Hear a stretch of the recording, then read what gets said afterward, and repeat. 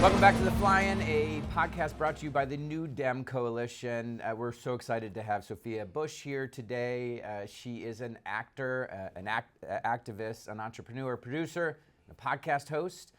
You may know her from movies like John Tucker Must Die and the TV hit show One Tree Hill. She also has her own podcast, Work in Progress, does a ton of voter and women advocacy work. Sophia, welcome to The Fly-In. Let's get into it. Willkommen. Thank you so much. I'm thrilled to be here with you both. All right. Danke, I should say. All right, so we'll get into some of the movie, TV stuff in a minute, but tell us first about your activism. What made you want to get involved in politics, and what are the issues that matter most? Well, what really strikes me as a storyteller, because look, I get a script like this, right? There's lines on it. It's my job to say them. But my job is actually to figure out what someone's really saying. What's the life under the words? And that's kind of how I think about politics. Yeah. People think politics is what y'all do in buildings like this, but everything in our life is a result of a political decision. The air we breathe, the water we get to drink, whether water comes out of our taps at all. Yeah. You know, our life is either improved by politics for the people, or it's harmed by rules for thee but not for me kind of politics. And I think understanding and loving people's stories has always led me back to this arena, because I understand that in a way this is kind of the root for us. And so I think about my activism in a way as an extension of my job, because I'm just translating. I'm making sure that people know what the personal stakes of the political sphere are. But you're incredibly busy, and I'm going to ask you about One Tree Hill, because I believe it's coming back, right? Potentially. So you only have so much time, yet you're doing this activism work. Obviously we get how important this is. What are the big issues? I mean, what drives you into this? I mean, beyond the larger sort of impact that politics generally has. It's the thing I'm the most passionate about. I love my job, don't get me wrong. Yeah. But I also understand that if we lose our democracy, if America shifts in irrevocable ways, if we no longer adhere to a constitution, you think anybody's gonna give a shit about the monologue I'm doing on TV? Right. Like, it's not gonna matter. No. I love my art for me, but I love our community, and I think each of us has to be invested in protecting it and in making sure that everybody has rights, whether they're your people or your neighbors or folks halfway around the world. Like, this is a community project. That's kind of the point of being alive, I think. Yeah. When did you first start to get into this? It's funny, as my memory serves me, I was always really passionate about issues, always loved the news. Murphy Brown was my favorite TV show growing up. Such a good show. The best show. And like most kids were watching cartoons, and I was like, Murphy Brown's really cool. I mean, it's same in my house. The news was always on. This is how I got into politics, because it was always on. And my parents were obsessed with Murphy Brown. Yeah. So I watched it. My mom loved the show, yeah. I mean, Candace Bergen is an icon. Oh, yeah. Icon. But, I got into college, I was studying theater, and I shifted to also study journalism, then fell down the rabbit hole of political science, and just loved it. So it was always there. Yeah, I just couldn't get enough of it. And when I was talking about that sort of light bulb moment, my parents reminded me that I was also helping organize walkouts to protest better pay for teachers in 8th grade at my school. And I was like, oh yeah, I've always been a little bit of a pain in the ass to the powers that be. Yeah. Okay. But you always saw like a justice issue. Yes. It was clear to you. Yes. And then you also appreciated your power. So your podcast is fire. Thank you. Work in Progress. Thank you. That's really incredible. We want to know, how in the world do you have the time to do it? I don't know. Anytime my laptop is open and somebody catches the view of my calendar, they panic. Yeah. I'm like, welcome to the madness. For me, there are just things I love to do that I will make work no matter what. And the podcast is one of those things. Not everybody has the privilege of sitting here with folks like you. Not everybody can text Gloria Steinem to ask her advice about a justice issue, or sit and learn from someone like Jane Fonda or Michelle Obama or Brittany Packnett Cunningham. Like, I realized how blessed I am to have the community of friends and advocates that I have in my life. And it was sort of the light bulb moment. Yeah. And I thought, oh, I can give these conversations to people. And as you know, It's really cool. podcasts are the sort of the most democratized place for content. Yeah, Yeah, it but really you is. had these unique conversations that you were already having with people, and then you wanted to share it. And Yeah. the best way to do that is a podcast. I mean, it's not Yeah. I don't know if it's the best way, but it is a way to share these really incredible conversations that you were already having with people. Yes. And so, anywhere you get your podcast, as we say, Yes. download it, because it is really good. And obviously, you've had pretty significant people on this podcast, including Michelle Obama, Yeah, which who was are- amazing interview. Oh, thank you so much. Who are some of the most memorable guests and memorable moments that you could kind of share with everybody? Ones that really gosh. sort of jump out at you. You know, what I love, especially about a podcast, is that you can really run the spectrum of your interest. So to have Gloria Steinem be the first guest was totally wild Yeah. and amazing for me. It was a trip to talk about human relationships and what sex robots are going to mean for us with Whitney Cummings. One of the funniest hours of my life. She's so funny. You know, I sat with Evan McMullen to talk about working across the aisle, and we talked for 3 hours. It's the longest podcast I've ever done. Really? And I don't think people really expected someone who they assume to be partisan in my own way to want to do that. But I believe in us getting to know each other, you know? Yeah. And all of those things were so amazing. I mean, Mrs. Obama's the coolest person ever. That was a pretty cool. real pinch me Yeah, moment. I bet. And I just got to interview Melinda French Gates. The interview's not out yet, but we're speaking about her new book. It's coming soon. That's and cool. My God, talk about one of the most inspiring people who said, well, my life took a turn, and how am I going to mobilize it for others? She's unreal. Who's on your bucket list? Oh gosh, Oprah. Of course. Sure. I mean, I love her. Okay, so I loved Murphy Brown as a kid, and I loved Oprah. And I essentially campaigned to my mother to pick me up 15 minutes before the school bell would ring on weekdays so I could get home butt in seat and be looking Oh, at wow. the TV when the Oprah Winfrey show would start at 3 o'clock. Yeah. And my mom Like was the old like, talk show format. oh yeah. Yeah. My mom was like, that's not my job. And I Love said, we're that. not learning anything in the last 15 Yeah. minutes of class anyway. I learned more from Oprah. So Wow, I'd that's love to get her awesome. on the show. That Don't is you awesome. think Elon would be an interesting interview? I think I could do that one. Yeah, I think you could do it. Yeah. Yeah. Especially now. Yeah. Yeah. All right. You'd have to be on Yeah. something, but yeah. Yeah. I think we would more have to ensure that at least for 48 hours he wasn't, wasn't on on something. something. Yeah. But that's probably a little hard to do. All right, so you've started a ton of stuff. It's unbelievable, including John Tucker Must Die, One Tree Hill. Two questions, or three. One, 9 seasons. Yeah. Like, we have no idea what that is. Like, what to come back and do 9 seasons? I'm just curious, like, what that's like, and then it may come back. So, just if there's an update on that, and for those folks who haven't seen John Tucker Must Die, why did he have to die? I didn't write it, but the title was obviously catchy. I would say it was less literal that we wanted to kill John Tucker, and more that Oh, I've seen the movie. the patriarchy that raises men in essentially what was then the manosphere, but we didn't have the word for it, that needs to die. That's bad for all of us, men Yeah, included. yeah. We had a great time. But 9 seasons. I mean, what? Yeah, That's that. it was a whole decade of our lives. Yeah, exactly. How old were you when you started? I had just turned 21. Wow. And I mean just to the point where, you go to the bar and you can't believe you can hand your ID to someone and Yeah. get in. Yeah. It was a brand new moment in So it was life. your entire 20s. Yeah. Yeah, your entire 20s. And now, if you do it again, it'll be all of you in your 40s. I mean, yeah. That's the idea, right? Absolutely. And really for us, we had no idea when the show started that it would go for so long. Nobody could.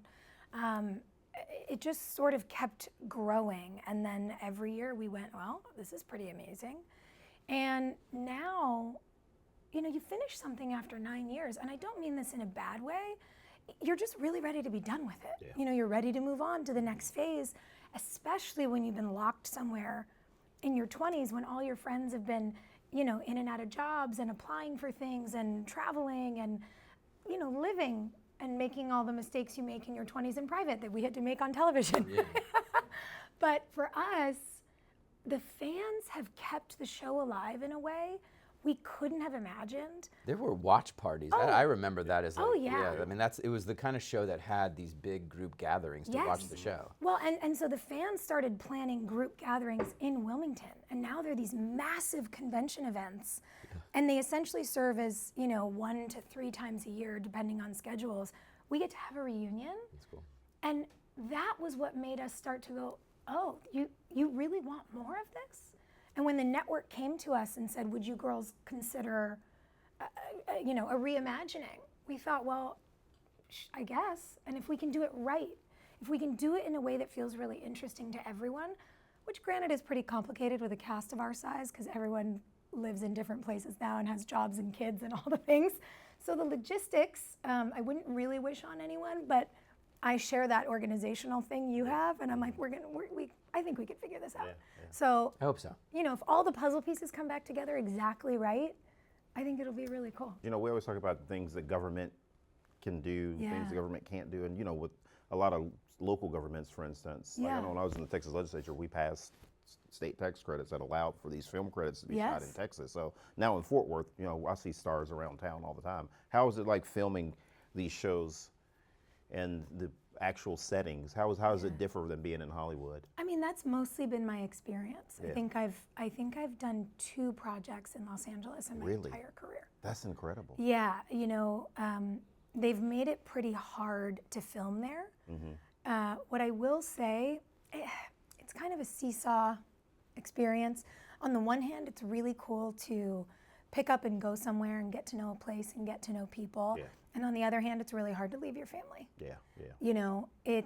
It's complicated to be making creative work, which is only possible thanks to, all these cameras, all these lights, all these people that the audience can't see, but we see. And it's very tricky to do that when your writer's room is in one time zone and your set is in another, or even potentially in another country. Yeah. There are difficulties about always being separated, but I also have gotten to know a lot of really cool cities. I've gotten to go to a lot of amazing restaurants I never would have been able to visit otherwise. Right. So I always try to be honest about, what you lose in terms of some of your personal life, but also what the fill-in privileges are of the travel and the relocation stuff. I asked you that question because Greg and I serve on the Energy and Commerce Committee, and that committee has oversight on a lot of the filming and television streaming and what have you.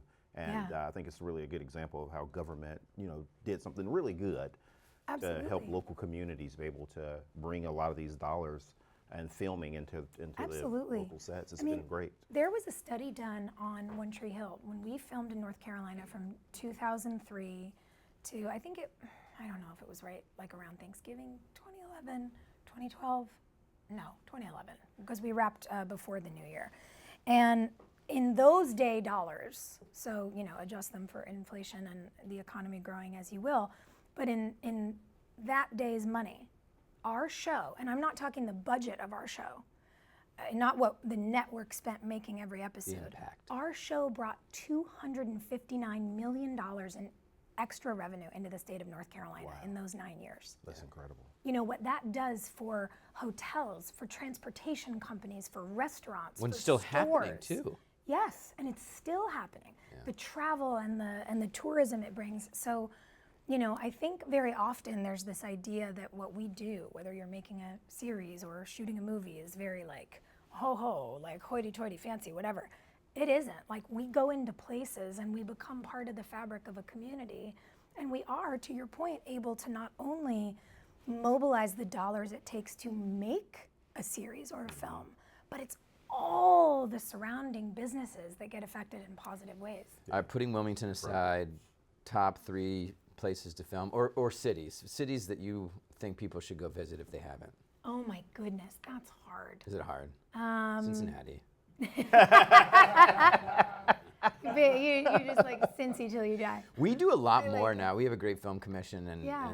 and they have brought in and people love filming in Cincinnati, but pick one. I'm very big on Detroit. Really? Yeah, my best friend Nia is a native Detroiter, and her dad, I very affectionately call my bonus dad. She's my best friend, my business partner. We actually run a venture arm out of Michigan alongside his public market company because we really believe in the innovation happening there. So not only is Detroit the place where techno was born and where the music is amazing and the food is amazing and the legend of motor cars and Motor City and all of it, but it is the place in this country that has the highest number of engineers per capita anywhere outside of Silicon Valley. Really? And what we are seeing, it's unbelievable. Yeah. And what we are seeing innovation-wise, and I'm talking everything from AI to space tech to life sciences and medicine, Detroit is the coolest place. Yeah. There was a magazine that said after Michigan Central reopened, the quote was, "The vibes are unmatched." And I was like, listen, I technically don't live here, but I can confirm. Wow. Yeah. So I'm very passionate about my home cities, LA and New York.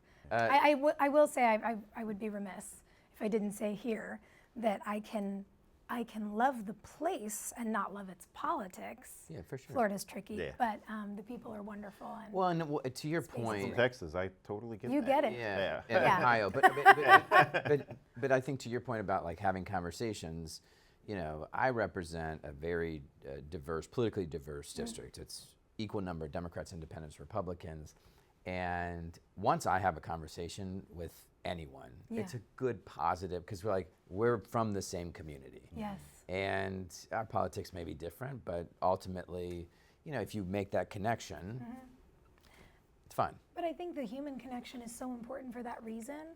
The internet flattens us. Correct. Even television flattens us. It makes us 2D.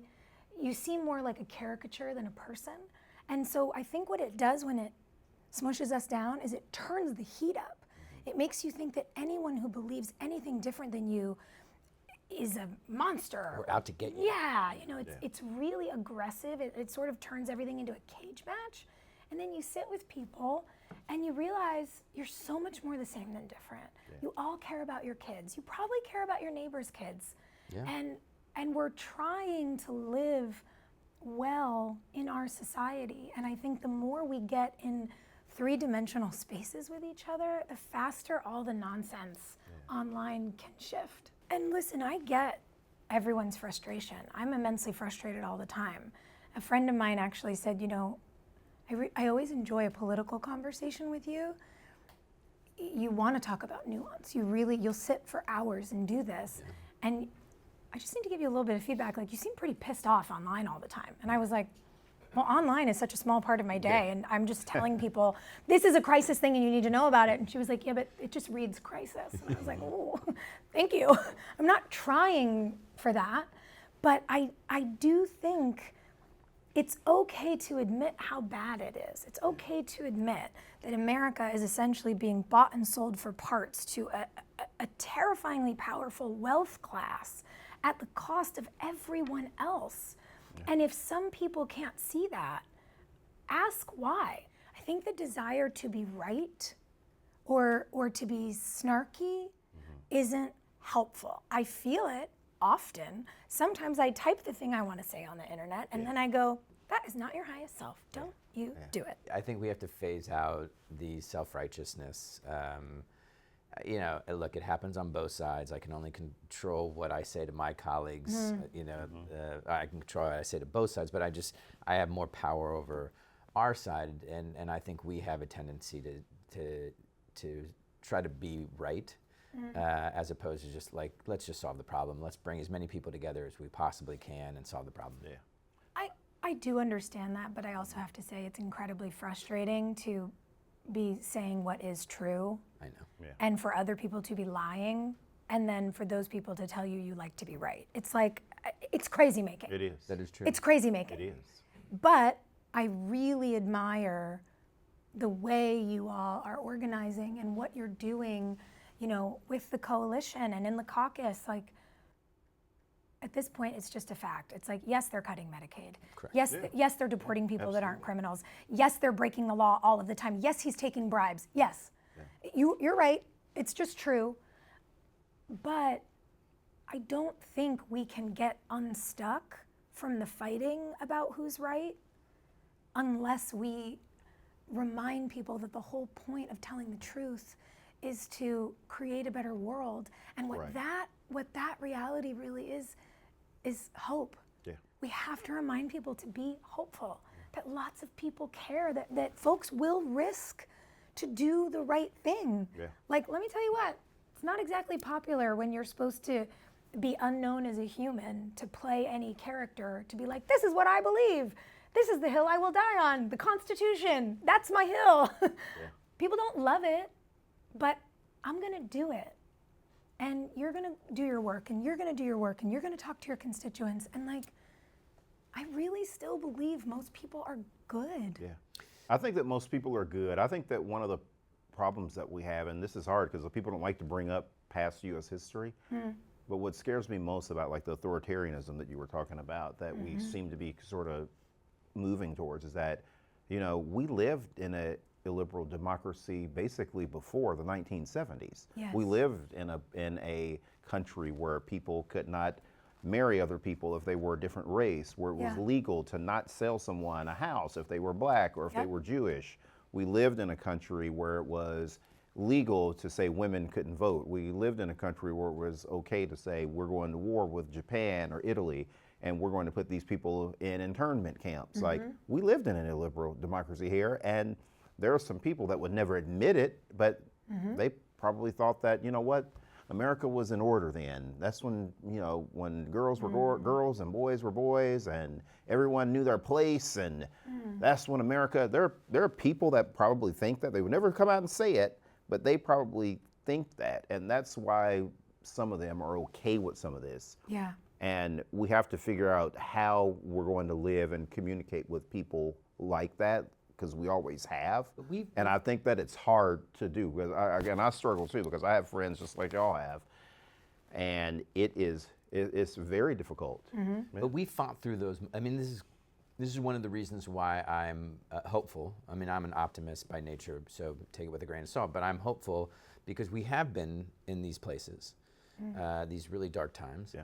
And we have fought our way out to a better place. Right. And it's not inevitable that we do that again, but it is possible.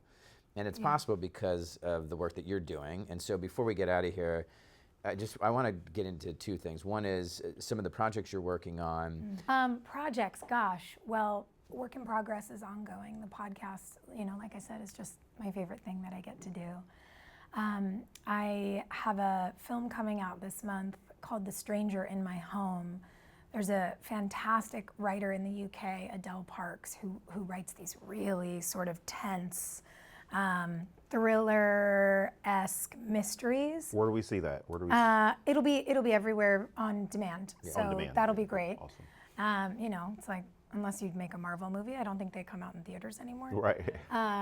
But no shade, by the way, No, of a Marvel no. movie. Yeah. But this really excited me because the book is so juicy and you just don't see the twists coming. Is the stranger in the house like a husband or wife?